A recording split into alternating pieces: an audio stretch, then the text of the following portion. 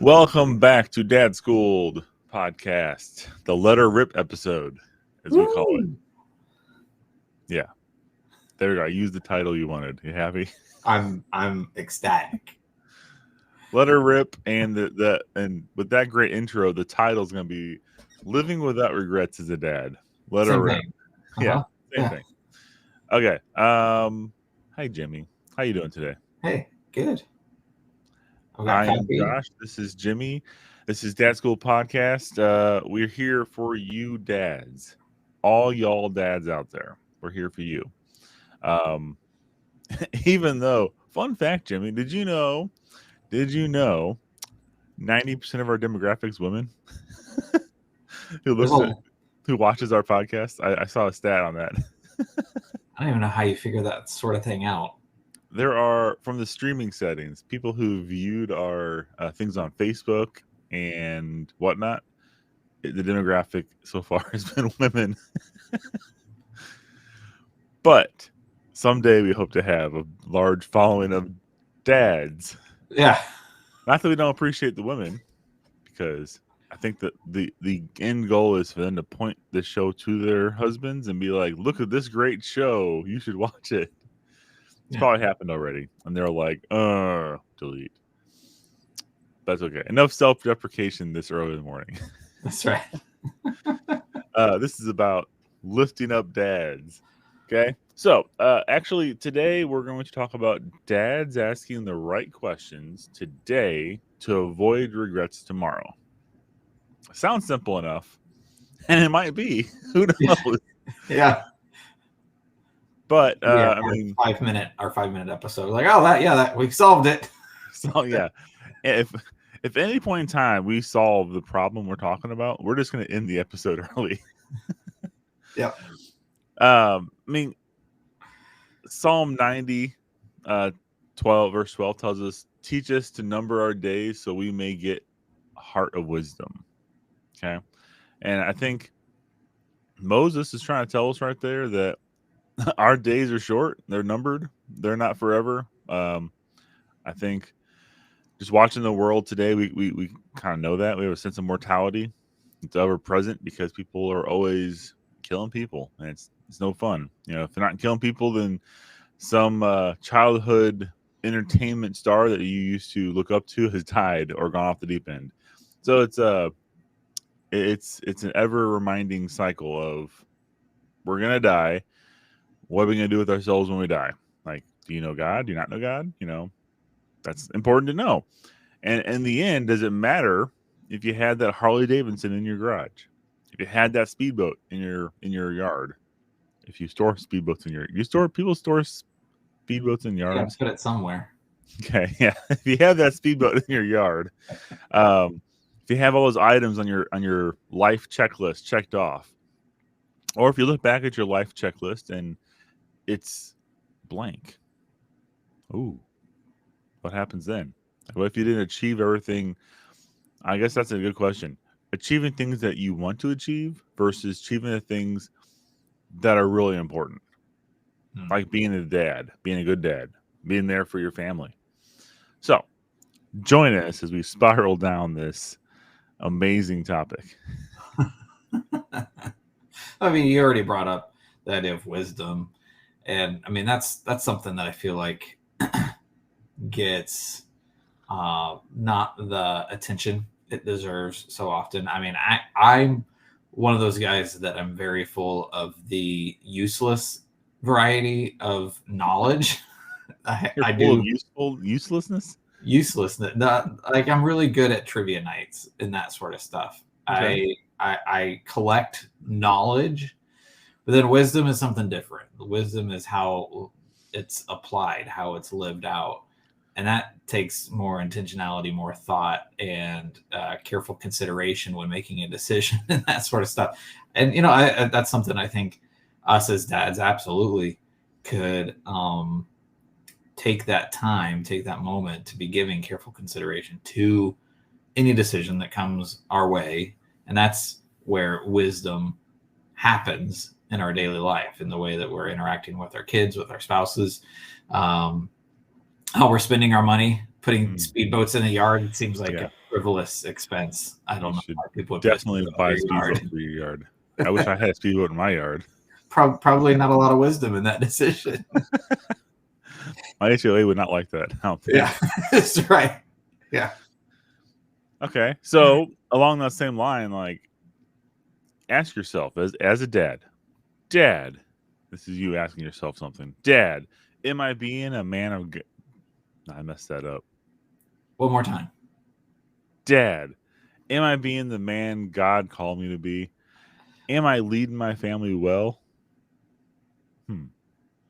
You ever ask yourself that, Jimmy? Do you refer yourself as dad? I don't know what I refer to myself as in the third person one. Do you say, Jimmy, do this, Jimmy, do that? Or you're like, dang it, Jimmy? I think I sound like a hippie surfer dude. I'm like, hey, man. I think that's my internal dialogue. If I really I never think thought about that. it. What do I call myself? Yeah. Or dude, come on. Dude, yeah. Come on, idiot. I think that one gets thrown around a lot in my head. Okay. But all that aside, are you being a godly man? Are you leading your family the way you should?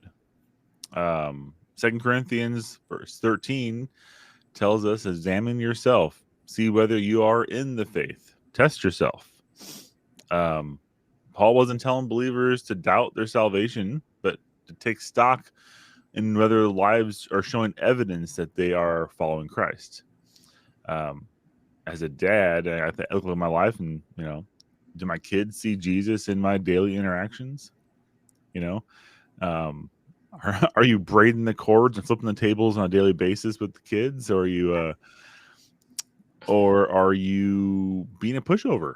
Let's just call it out. Are you going whatever and going with the argument or going with whatever society or is happening in your life because you don't want to create sparks. You don't want to get involved. You don't want to create friction. Have you given up? Is talking with your kids a chore more than it used to be? It's a possibility. But now is the time because, like we just talked about, life is short in a nutshell. And tomorrow might be my dad actually used this on my sister and I on we fought a lot like growing up, but in a good way. It wasn't a bad way. We were good. We were close. My sister and I, we still are. She's still here. Don't worry. But my dad would always use, whenever we were in the middle of fighting, look at your sister, Josh. What happens if she dies tomorrow? And that's the last thing you said to her. And I'm like, I'm sorry, Katie. And then he did the same thing to her. And look at him. If he died tomorrow, that's the last thing you said to him. That's the last thing you did. How would you feel? And my sister was like, it would feel terrible. So yeah, it's a good reminder. My dad had the right idea raising us up to always think about never leaving an argument. I probably could learn to argue better, argue with a cooler head, but I always have the sense of wanting to solve the problem. I don't like walking away from arguments. Like when I'm really super hot, yeah, I do. But I like to come back really fast. I like to solve it. I like to let it linger. And in the same spirit with being a dad, I constantly am reminded that life is short. And am I doing what I should be doing? Am I going to regret what I'm not doing tomorrow?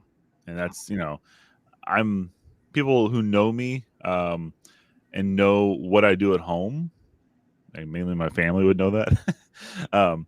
They might hear this and be like, Dad, we don't do that much together. I'm like, yeah, I know. That's the problem. We need to do more. Like we need to do more opening the Bible together as a family. We need to do more. Last night we sat down and played Scrabble after dinner. And in the beginning, it was like, there's several stages of grief when playing Scrabble with me. Oh my. So the first one. No good at Scrabble. Yeah, exactly. So we sit down and it was like, I have other things I want to do. I don't want to take time to stop and do something else. My wife had the same kind of look on her face. She had lots of things she's trying to get done, wrapped up for videos or school starting this week. She has to plan everything out over the weekend. and she didn't have to. She just chooses to because she's an awesome mom. Points for Dad. But you sit down and you're like, oh, I don't want to do this, and then you start playing, and it's like, okay, this is fun. We're having a good time. I had one of my daughters with us, and my older son, and my wife, and myself, because it's only a 4-player game. We're teaching. I don't think the other two have ever played this game, so we're teaching them, and we're playing. And I come to figure out real fast why I never played this game, because I'm not the greatest speller or creative thinker in words, and my wife is amazing. Like, I'm putting down words like as, but, Yeah.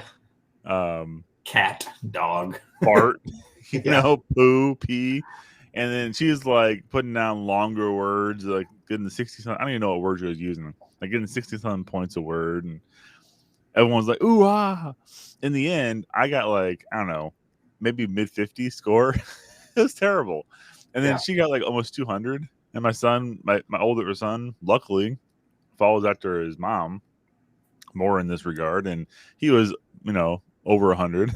So it was a long story short. I'm glad we sat down and we played that game, but it was rough to get started for me.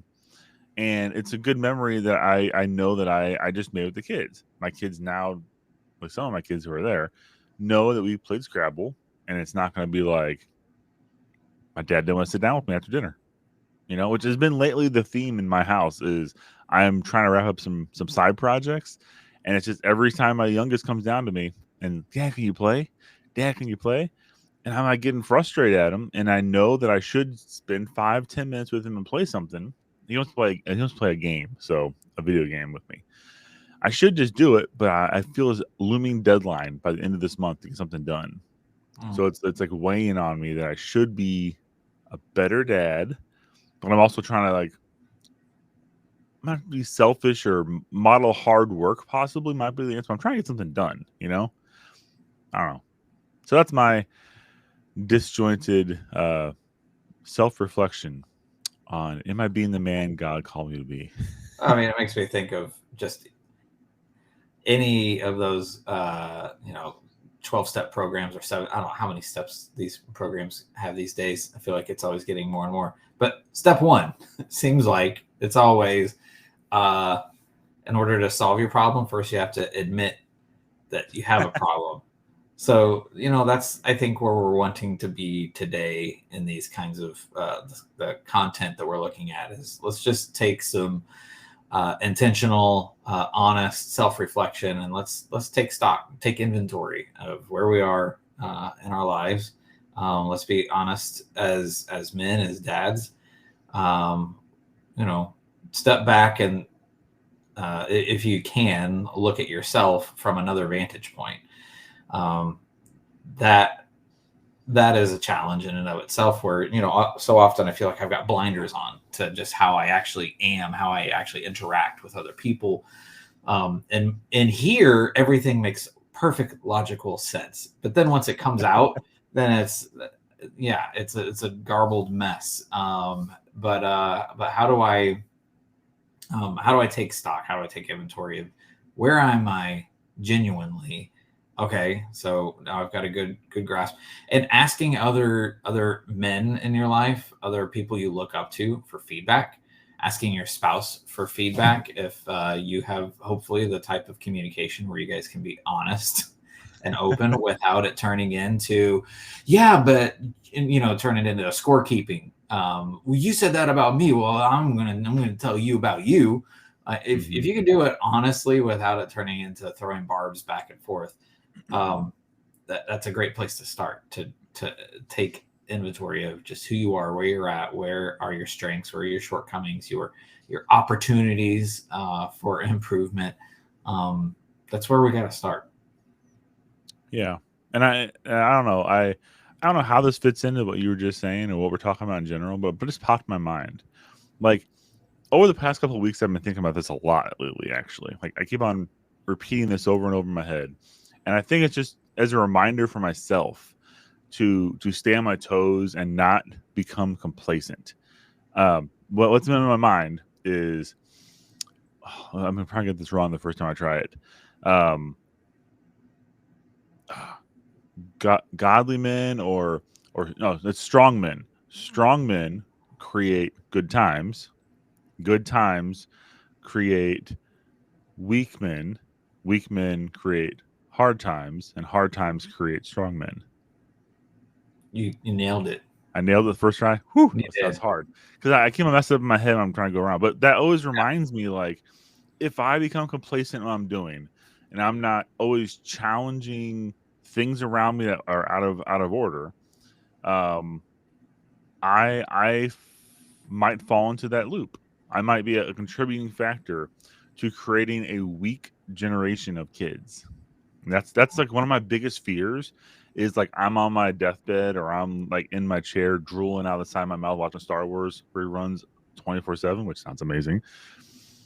But watching my kids go out and make the world terrible. that's a fear of mine is Yeah. my kids not being strong people because I failed as a dad. And I know there's some people out there be like, you can't control how your kids end up. No, I can't. But you know what? I can shape their core pretty effectively as a parent. There's been some troubling videos out there of parents who have their kids reciting lists of people who they wish would die. Now, have you seen that lately or not? But I mean, that comes from the house. Like they were 8 and 5-year-olds, or they're young, and that was young enough that they're spewing back whatever the parents are saying. Yep. Okay, and I'm thinking to myself, what am I saying to my kids? You know, like I remember my dad, he had a thing against foreign cars. Okay, growing up, he had the oddest thing against foreign cars. I think it came from his generation of living through like Vietnam.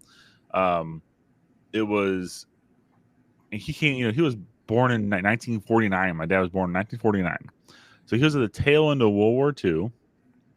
Okay, World War II was over. The Cold War was about ramping up. Later on, and he went through all those like Korea, all those different things over there. He has some prejudice in his heart against, I think, foreign countries and their materials. And he saw manufacturing jobs. His dad worked for GM, and on the assembly line, he watched the manufacturing jobs leave. He watched people getting laid off, and he saw all that stuff. So his generation has something different in their heart. And obviously, like, not everyone's the same, but my dad and how he grew up and what he was preached to from his internal family. His dad worked at GM. Obviously, he had things to say against foreign car manufacturers, right? My dad, very strong supporter of Chevy Corvettes and Jeeps. He loves those exclusively. So when I grew up, my first car was a Jeep. I idolize Corvettes. I think Corvettes are great. Now, it took me a long time to realize that there are a lot of other cars out there you should respect because they have the power, they have better performing, stats. But I still have a special place in my heart for Corvettes, and that comes from my dad. I know my dad loved airplanes and boats and like warships and war things. I loved studying that stuff too.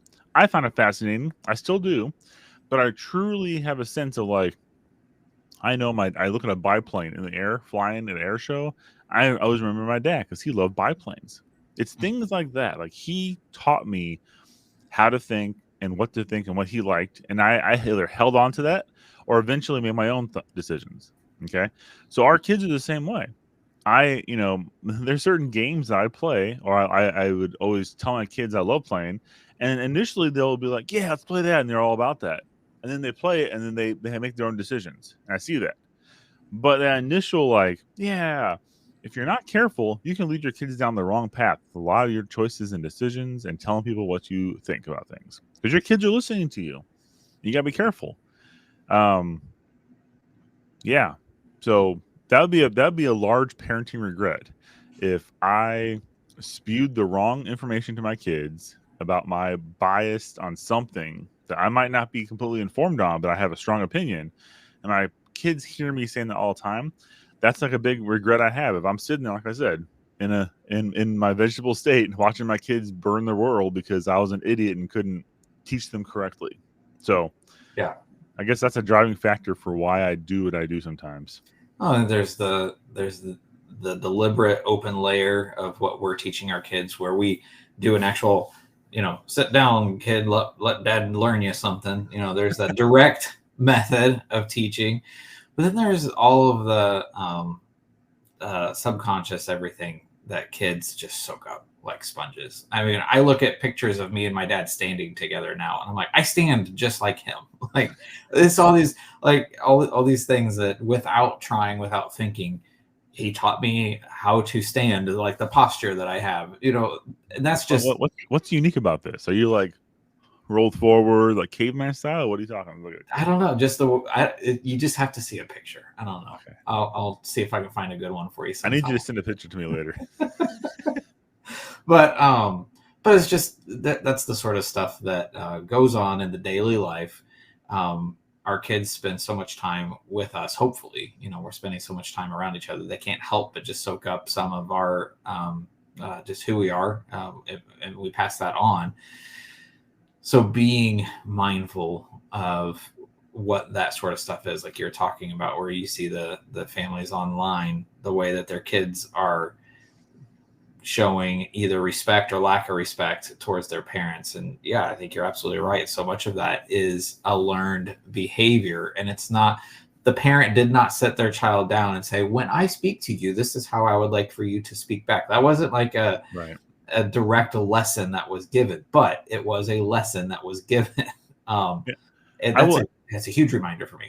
I will interject in there. I'll say, you just remind me of something else. Like, I on a weekly basis, I help with our church and our youth program. So my wife and I, we split up like 5th and 6th graders, and we help us do like Bible lessons and small groups with them. Interacting with kids of that age, 5th and 6th graders, has taught me something about people's households, because I think 5th and 6th graders are at the age where they're just now starting to pick up their friends around them, all of their little nuances and like culture, if you will, right? Yeah. Even though I'd say a large percentage of the kids that we deal with in our church, our church has an academy attached to it. So a large percentage of the kids are in that academy. So in a Christian academy setting, you'd be surprised the behavior they still have. And be mindful, they're still kids. I get that. They're like, what, 11, 10-year-old kids-ish age range? Yeah, something like that. But it's still, you can still definitely see a lot of different parenting styles coming through. You see the kids that are quiet and reserved, and they are more respectful, and they're kind of in shock looking around at other people are acting. Yeah. Then you see the kids who are very outgoing, very dare I say obnoxious with how they interact with other people. Like, they're just like flailing wildly, doing all sorts of like high energy things that kids do, but in a disrespectful manner. Like, we have a time when we come together in our small groups and we're supposed to talk about the lesson. You have certain people, certain kids in the group who just can't do that. They don't know the proper etiquette that teacher or instructor in the classroom, you listen to them. Like, that has gone by the wayside. Like, when I was in school, I remember this, like, our class, the teacher would say, settle down, and the class settled down. I was in public school, in the public school system here. But like, I remember distinctly our class would settle down and do what the teacher said we to do.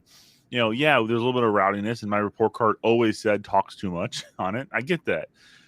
But there is a sense of like respect for the leadership at that point. And it's going away nowadays. And you see that. You see different like kids responding with, different spouting off different things they like to do or that their parents say. And you see that mirror reflection from the parents through the kids all the time. So anyways, that whole rant to say, like, be present in your kids' lives and be present in the right way. Make sure you're pouring the correct things into your kids' lives. You were mentioning like video games and playing games and other things for a second there, I think.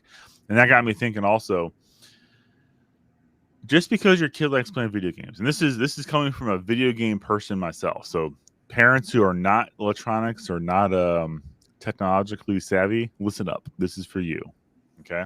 People who are kind of understand what I'm saying, but people who don't understand the kids in technology nowadays and going off, and they feel like they're just loose cannons. It is your responsibility to be involved in their lives. And that includes their video games. And there are a lot of video games out there that aren't good for your kids. And you got to be educated enough to know what they're playing and what content's in there.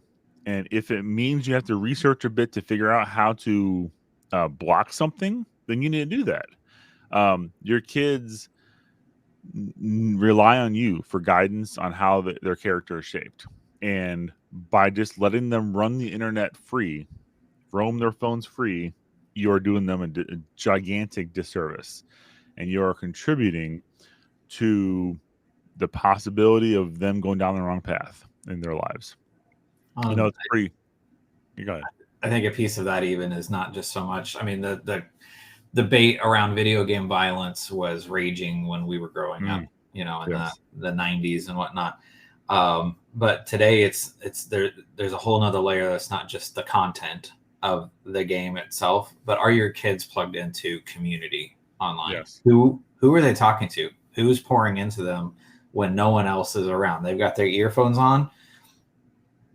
You don't know what conversations they're having, what sort of life lessons they're picking up. This is how I deal with stressful situations. These are the words that I use when someone offends me. When I'm stressed out, this is how I take action on that. Those are the lessons that are being taught to them by someone that doesn't have their best interest, that doesn't know them, is never going to see them in person. So it doesn't matter to them if this kid, learns the way I'm going to interact with others is by just going off the handle and coming off the hinges and just going nuts on those around me. But that's how you excel in the video game world. Which it's not, but that's what the perception is. Yeah, but I'm just, who is pouring into your kids? If it's not you, it's somebody. And you might be thinking, oh, my kid has a cell phone and they seem like a decent kid. I think they can handle, something. And all their friends have one. Exactly. And that's, there's probably a whole episode we can do on a lot of these topics. Yeah. But I guess the important part of it is, as a dad, you're present in your kids' lives. And that doesn't end when they get on electronics. You have to be present in their lives always. In my household, we have a rule. My son does have a cell phone. My oldest son does have a cell phone, but it's a Wise phone. So it is completely stripped down, restricted. There's no games on it. There's no social media on it. It's used for emergency calls. The thing he uses for the most right now is Spotify. And he has a Spotify account. I believe it might be on our family account, but regardless, I have Bark monitoring software on the phone. Every single song he listens to is Christian based. I know that for a fact. I know his playlists. I have access to seeing his phone anytime I want. It's not it's my phone, my property. No, it's you're under my roof as an 18-year-old up until you're 18. Anything in your possession, I can look at it in any shape or any time I want, because I'm the parent and it's my job to protect you. Mm-hmm. So you can't get in the mentality of I'm giving them their space, their privacy, because like you said, Jimmy, like, what are they doing behind closed doors? Who are they talking to? It's not being a paranoid parent. It's doing your job. And so back to what I was saying. My kids can't have their phone in their room. They can't have electronics in their room. There's no TV in their room. And that's intentional. Like, we don't want them doing things in private, because people go to private places to do things they don't want to be seen doing. That's the whole point of privacy. I myself find myself going someplace separate from my family when I want to do something I know is wrong. So that's why you don't put yourself in that situation. Therefore, all my kids, we're homeschooled. We have computers for them to do their schoolwork, because some of their lessons are online, some are not. All their computers are in a very open area. We converted our dining room into computers lining the wall with their back to the center, so we can walk in the room, walk by the room, and see all their screens at the same time. No one's hidden. It's not a secretive thing. They're not allowed to, be on our computers or a laptop or someplace separate from that room. It's just not allowed. And by putting everything public like that, you get rid of a lot of the issues. And in games, if they're all playing games together, playing Minecraft or whatever they're playing, and they start yelling at each other or speaking how they shouldn't, it's in an open area that my wife and I can easily address. We can stop them, say, hey, that's not how we talk to each other. It's very helpful for us because we can address it right then and there. Like, we model to our kids, Dad's a gamer. He loves playing games. We can't play games anymore if you're going to talk like this. This is a rule in our house. You can't treat people like this. It's not how you act as a gamer. That's how I've always approached the situation. Now, if you're a parent or if you're a dad out there who's past that and your kid's already screaming, you're like, no, now what? It's not an easy solution to that. It's not going to be a fun conversation, but you have to make your kid understand why you're doing what you're doing. And you can put rules in place anytime you want because you are the parent. And your kid, unfortunately, if they don't agree with that and they disagree and you have an argument, then the argument has to happen. But make sure it's in a respectful way. It's a conversation you can have with your kids saying, hey, I care about you. I know you're a good kid, but it's my job to make sure that you are not harmed in ways that you don't know you can be harmed yet. And this is a way. So be intentional about being, and sorry, it's a big soapbox, but it's a very strong point in my mind because a lot of times when things go wrong in this world, everyone wants to point to online. And I'm not disagreeing online's terrible. I agree completely that you can go to the wrong places very easily. But everyone wants to point to video game violence. Like you said, in our childhood, it was those video games are violent and they're going to make your kids brain rot. It's like, you know what? To a level, maybe. Okay, if not monitored correctly, if the morals that you pour into the kid are go play this game for hours on end and never interact with anybody else in the world, yeah, you're probably gonna have a messed up kid. But then we look at the TV violence, and it's like, okay, let's get rid of video games and not have them play video games because they're too violent. But then let's go watch all the Marvel Cinematic Universe, all of that, like the violence in there, even though it might not be blood, gut, and gore like we grew up with in Alien or whatever movies, it's still not like the message. I know you have some strong opinions on this, Jimmy. Yeah. But it's not the message as a father or as a leading member of your household that you should have to. I don't know. I'm losing my string here. Pick up, Jimmy. Pick up. All good. I mean, all of it. I think it just comes down to. I think I've kind of used the analogy before, but it's like baking a recipe, making cookies or cake or something. Brownies. Yes. There you go. We'll land on brownies. Whatever you put in the mixing bowl determines what comes out in the end. And so it's going to be a raging debate, I think, ongoing and always. And what exposure your kids have to video game violence or movie violence, TV violence, any of that, that's just another ingredient in the cake. But then from my vantage point and bringing up, kind of circling back to the point I was having later, is if you're plugged in, they're plugged in online and having secret conversations. Those are ingredients you don't know that are even being snuck into the recipe. Right. And so spit you don't want. being mindful of anything that is being put into your kid's mind, their formation. As a parent, you are parent first, friend later. But so many parents are like, well, that's why I had kids. I just wanted more friends. I mean, like, and I'm just their buddy, and I give them whatever they want or give in to whatever they want. And that's to the detriment of their future, unfortunately. And our society. And the entire society. All those people with speedboats in the yard. Oh my gosh. Can't stand them. So, all that being said, even if you are in the midst of your kids doing all the things that we just listed out they shouldn't be doing, there are ways that you can get back from that. And you know, if you need help, feel free to drop us a line. DadSchoolPodcast.com. At the very bottom, we have a contact form. Fill it out. Tell us what's going on in your lives, and get some like-minded assistance. Jimmy and I will love to read what you put down and think about it for hours on end and respond with quality advice from our point of view. It might not be what you want to do, but we'll tell you what we think you should do. Yeah. That's the point. Speaking of that, you know what? I did get a a reply back on our question from last week, Jimmy. Oh, good. I got someone who challenged my statement of there's nothing in this world that you put bad in and get good out. Okay. And what This was their highly intelligent person who is not my wife. She's not, honestly, she's not my wife. They reply back, the church. So yes, you might be able to have a bad person go into the church and come out a better person. Yes, that might be the only example of what that is. And then someone else said a washing machine. So I think you're not getting the concept I'm trying to create here with my conversation, but I give you high points for beating my statement. So, well, and I'll push back even a tiny bit. Is it the church that does the transformation in that person's life, or is it someone or something at a different level? A higher plane, if you will. A higher existence. Yeah. So in that sense, it's not something you're putting in; it's someone else.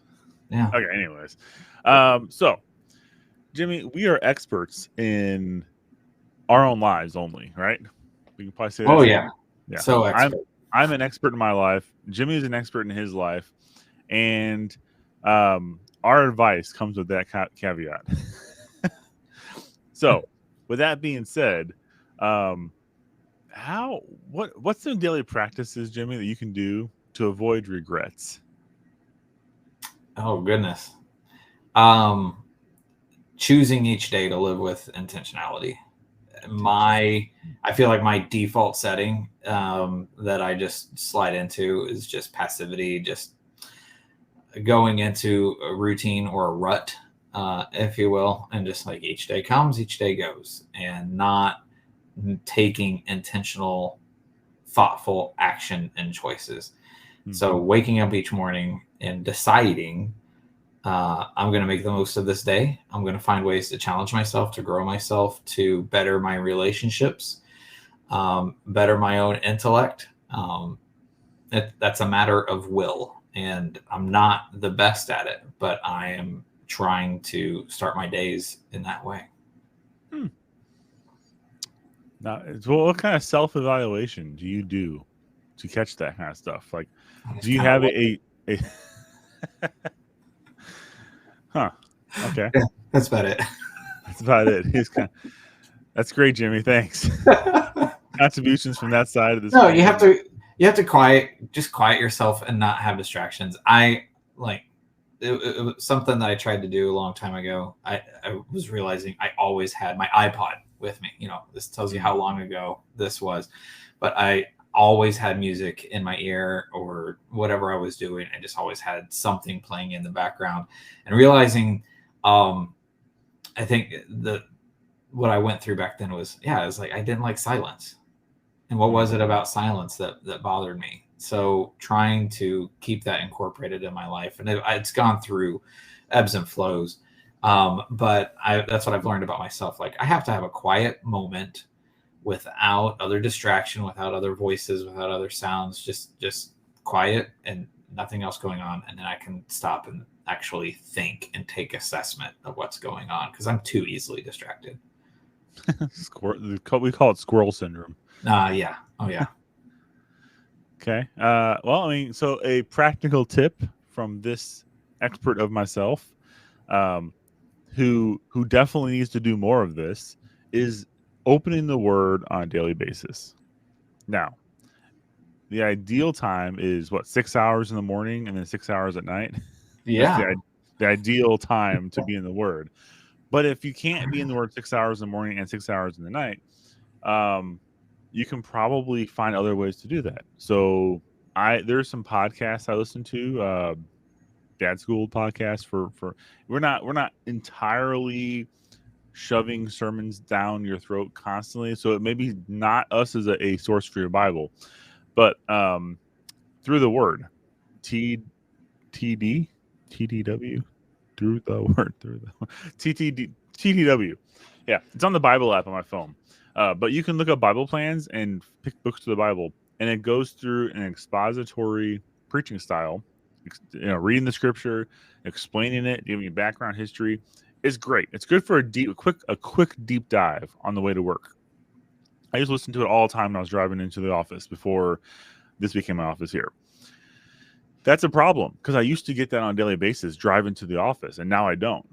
I used to listen to books on the way home from my favorite authors who aren't Christians, which is another problem I had at the time. And then I'd listen to podcasts of Bibles on the way to work. It was always encouraging in the morning. In the morning here in my office, I don't do that, and I think I need to start doing that again. That's this week's challenge to myself. I'm gonna start picking up that again. Unfortunately, I can't do it through a website. You gotta do it through your phone. So you gotta pull the phone up and go through your phone only on the Bible app. Yeah. So I'm gonna start doing that. That's my pledge this week. What's your pledges out there? Jimmy, maybe what's your pledge to be in the Word more this week? Let's hear it on the spot. Yeah, I mean, it's just picking that time, finding that opportunity in the moment.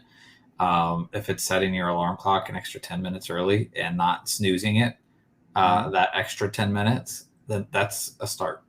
You need to have someone next to your bed when you reach over to snooze that, and they're like, "You wouldn't snooze Jesus, would you?" That could work. Yeah. Stone Cold Steve Austin style, next to your bed yelling at you. Yeah. Don't snooze Jesus. Smacking you in the back with a folding chair. That'd get you awake. Yes. Man, we could sell this. No. So be in the Word. Definitely, I think the answer to any of these problems we brought up is first, I don't like the whole pray about every single little thing in your life notion. That bothers me to a sense. Like, God gave us brains to make our own decisions, and good or bad, we have to weigh those decisions against God's character and God's nature. And if we go outside of that, that's when we're making bad choices. But it's our job to understand God's nature and God's morals and what God's about. And we do that by being in the Word, being in the Bible, surrounding ourselves with biblical people and biblical, mindsets, have a worldly view based in Christianity, a Christian worldview. I mean, If you do all that, then you don't have to pray before you have a donut. God, should I have this donut? The answer is always no. If you're praying for something, the answer should always be no, because you shouldn't be doing something. That's how I usually gauge things. Like, if I stop myself and I'm like, I know I shouldn't do this, I'm going to pray about it in hopes that maybe that golden light comes down saying, yes, eat this donut, or yes, do this. The fact of the matter is that doesn't happen. Like, you're not going to get the sign from God saying eat a donut. Make a good choice based on your own knowledge of what you should be doing. Man, I'm just going off the deep end. What was that? You got a motorcycle over there? Someone's heading to work. My neighbor's heading to work. That's funny. Sorry about that, everybody. How was your wife heading to work on her Harley? Yeah. Mm-hmm. She had to move the boat from the front yard before she left. Yeah, I left it in the way again. All right. So all that being said, get in the Word more. Man, we gotta wrap this up, Jimmy. We're going long. Sorry. So just real quick, I want to touch on this. It starts now, and we kind of saying that, be present, be mindful, watch what your kids are doing, be in your kids' lives. It's a theme we've always been talking about since we started this podcast. Always be present. But when do you start, Jimmy? When's the best time to start anything that you should have been already doing? Right this moment. So moment. I'll see you. Yeah, be present. Yeah, so it's not built on like legacy that you are creating for yourself and for your family and for your kids. Is not built on yesterday's and what we could have done. It's built on nows, on what you're gonna do. It's not even built on what you're gonna do. It's built on what you do, basically. So you need to make sure you are walking through the day, intentionally doing what you should be doing. And it's a mindset, and it's hard to do. And, for me, like, if it means picking the Bible up after dinner and pushing past that mental block I have of opening the Word with my family after dinner and reading a passage, I need to get into that. I did it a couple times and it felt super awkward. And that mainly was me because I didn't prepare myself before I did that. I just kind of was trying to force it. I need to figure out a way to make that more natural for myself. So like that's my thing I'm gonna do. I know our schedules are hectic too, and our days are less and less of sitting down as a family. It's more and more rushing out the door to go to practices or do something. But I need to find a way to be more intentional about that. And that's also my takeaway this week is I'm gonna start doing that. So we'll circle back next week and see if I succeed or not. Yeah. But having a plan, having a direction, and being intentional about it is something we need to do as dads. We can't just look back and feel bad for what we didn't do. We need to have a plan for what we can do, and we can execute it.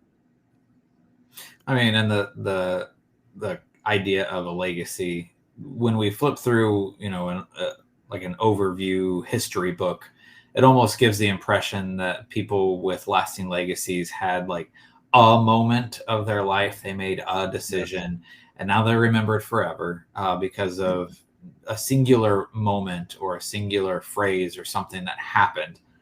And while that can be the case for a good handful of historical figures, their legacy can be distilled into a small moment or small period of time. All of us still leave a legacy. And for most of us, it's not distilled into a singular period of time, but it's that daily rhythm, that daily exposure that we have with our family. And we do leave a legacy. We get to choose how that, what direction that goes. So, now's a good time to start if you haven't given that. Start your legacy today. Well, start giving it intentional thought. Start giving your intentional thought legacy today. There you go. Okay. So this week, ask yourself, did I listen to my kids more than I talked? Did I hear what they're saying? Did I interact with them? Or did I just shoo them away? Ask yourself that. Did I prioritize my family over my work and distractions this week? Jimmy, did you prioritize your family over your work this week? Ask yourself that. Not now. No, not now. Later. Ask yourself later. Oh. Did I move the speedboat from the front yard? Ask yourself that. Yeah. In every interaction I had, whether it is in front of my family or in front of coworkers or in front of nobody, if it's just in front of yourself, did you model a Christ-like love and humility in everything you do? That's a great self-reflection takeaway question for yourself this week. Every moment of the week, am I acting how I should act? Ask yourself that. And make sure, we've mentioned this before, and I said I need to do this myself more. Take 15 minutes, set aside with your kid.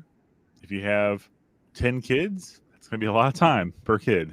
But per kid, take 15 minutes and spend time with them. Have dad time.